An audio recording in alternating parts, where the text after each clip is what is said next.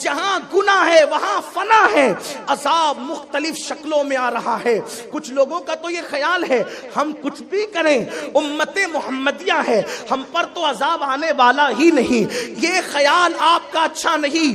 یقیناً یہ بات ہے کہ امت محمدیہ پر اجتماعی طور پر عذاب نہیں آئے گا، یعنی یہ پوری قوم کبھی ایک ساتھ ہلاک نہیں ہوگی، لیکن انفرادی عذاب انسان پہ آ سکتا ہے، انفرادی عذاب کا اثر انسان پہ آ سکتا ہے اور آ رہا ہے۔ کوئی محسوس تو کرے، مثال کے طور پر دلوں کا بے چین ہو جانا، دلوں کا بے قرار ہو جانا، یہ اللہ کے عذابوں میں سے عذاب ہے۔ عبادت کی توفیق کا نہ ہونا، یہ اللہ کے عذابوں میں سے عذاب ہے۔ حیرت کی بات یہ ہے شاعری سن کر آنکھوں میں آنسو آتے ہیں، شاعری سن کر آنکھوں میں آنسو آتے ہیں، گناہ کے اشعار سن کر آنکھوں میں آنسو آتے ہیں۔ قرآن کی تلاوت سن کر آنکھوں میں آنسو کیوں نہیں آتے؟ یہ اللہ کا عذاب نہیں ہے تو کیا ہے؟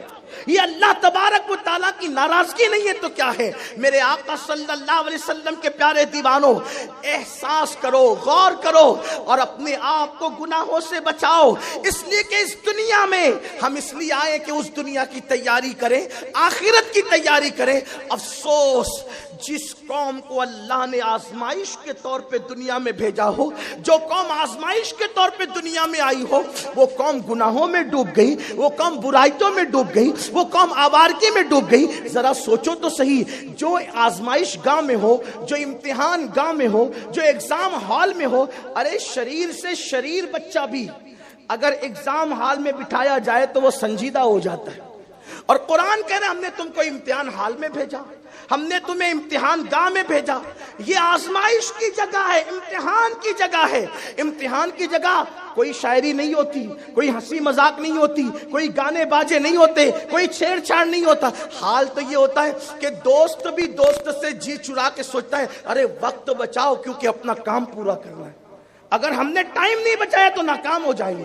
تو امتحان حال میں بیٹھنا شریر سے شریر بچے کو بھی سنجیدہ بنا دیتا ہے، ہماری غیر سنجیدگی کی انتہا ہے۔ اللہ فرما رہا ہے ہم نے تمہیں دنیا میں اس لیے بھیجا تاکہ ہم تمہیں آزمائیں، تمہارا امتحان لیں کہ کون اچھا عمل کرتا ہے اور وہ کون سا گناہ ہے جو ہمارے اندر نہیں۔ دل بہلانے کے لیے لطیفے سنے جا رہے ہیں، کامیڈی کرنے والوں کے شو دیکھے جا رہے ہیں، مسجد میں آنے کی توفیق نہیں اور اپنی راتوں کو جرائم میں گزارے جا رہے ہیں۔ آپ دیکھیے آج مسلمانوں کی راتیں کہاں گزر رہی ہے؟ نکڑ پر۔ مسلمانوں کی راتیں کہاں گزر رہی ہے؟ ہوٹلوں میں۔ مسلمانوں کی راتیں کہاں گزر رہی ہے؟ گناہوں کے اڈوں پہ، شراب کے اڈوں پہ، موسیقی کے اڈے پہ، گناہ کے اڈے پہ۔ سوچو ایک وقت تھا ہماری راتیں کہاں گزرتی تھی۔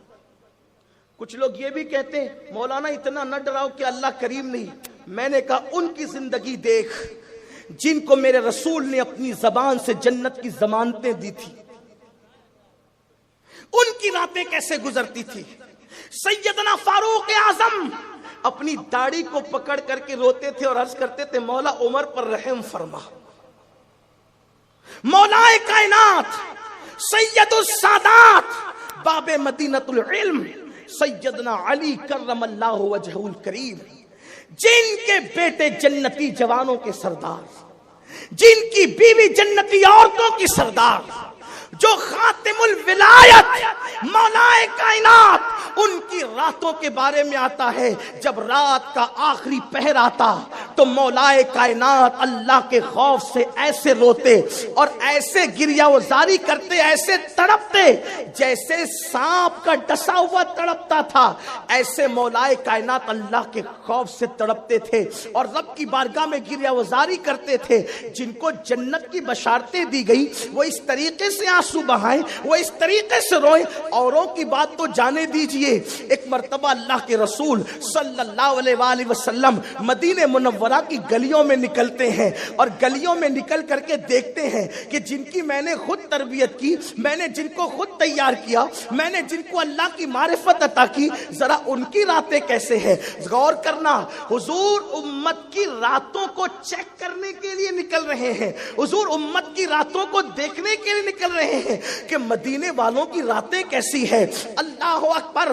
لیکن آج کے ماحول کی طرح وہاں ایسے رات میں کوئی چاندنی ماحول نہیں ہوتا تھا، ایسے وہاں رات کے وقت میں اللہ اکبر بھیڑ کا ماحول نہیں ہوتا تھا.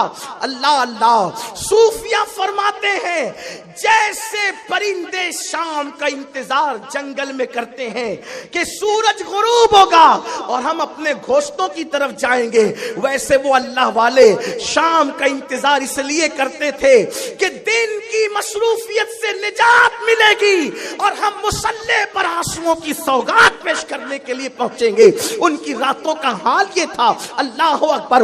ان کو راتوں سے پیار اس لیے تھا، ان کو راتوں کا انتظار اس لیے تھا کہ اللہ کی عبادت کریں گے، آنسوؤں کی سوغات پیش کریں گے، رب کی بارگاہ میں مغفرت طلب کریں گے. اللہ اکبر. مصطفیٰ جان رحمت اپنے امت کی راتوں کو چیک کرنے کے لیے، احوال دیکھنے کے لیے گھر سے نکلے. میرا عقیدہ یہ ہے، اشارہ مل رہا ہے حضور امت کی راتوں کو چیک کرتے ہیں. عشق مصطفیٰ کا دعویٰ کرنے والوں، اگر حضور ہماری راتیں دیکھ رہے تو حضور کا دل خوش ہوتا ہوگا یا دکھتا ہوگا؟ ہم راتوں کو کیا کرتے ہیں؟ وہ مصلوں کے لیے راتوں کا انتظار کرتے تھے اور ہم گناہوں کے لیے راتوں کا انتظار کرتے.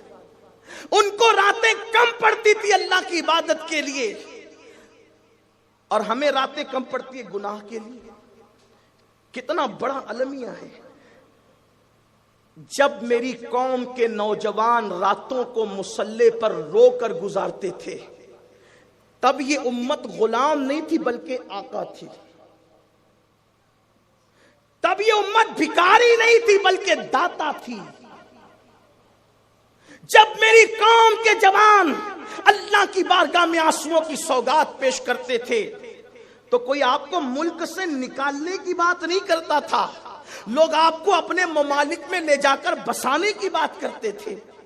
جب تک کہ پاک دامنی ہماری پہچان تھی اس وقت تک لوگ ہمیں عزت کی نگاہ سے دیکھتے تھے، ذلیل نہیں کرتے تھے. آج اپنی راتوں کا اندازہ کرو، ہماری راتیں نکڑوں پر، ہوٹلوں پر، اور اب تو الیاذ باللہ فیشن کے نام پر ایسے معاملات چلے ہیں کہ رات رات بھر نوجوان جو سمجھتے کہ یہ گناہ ہے ہی نہیں، کوئی اپنی راتوں کو کلب میں گزار رہا ہے، کوئی اپنی راتوں کو ڈھابے پہ گزار رہا ہے، کوئی اپنی راتوں کو ہوٹلوں پہ گزار رہا ہے.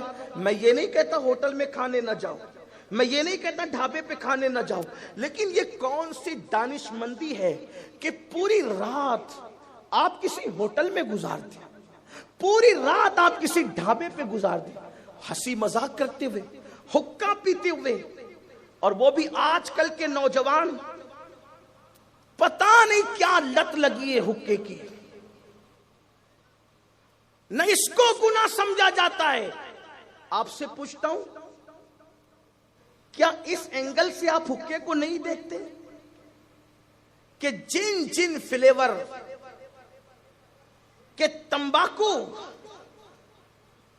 اور جو چیزیں آپ مہنگی مہنگی ہزاروں روپے کی استعمال کر کے دھواں اڑا دیتے ہو، کیا قیامت کے دن اللہ آپ سے نہیں پوچھے گا؟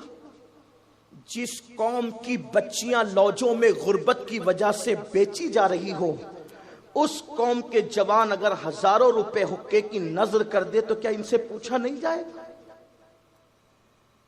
جس قوم کی بیٹیاں سگنلوں پہ بھیک مانگ رہی ہو، کیا اس قوم سے سوال نہیں ہوگا کہ انہوں نے حقے کے نام پہ ہزاروں روپے خرچ کر دیے تھے؟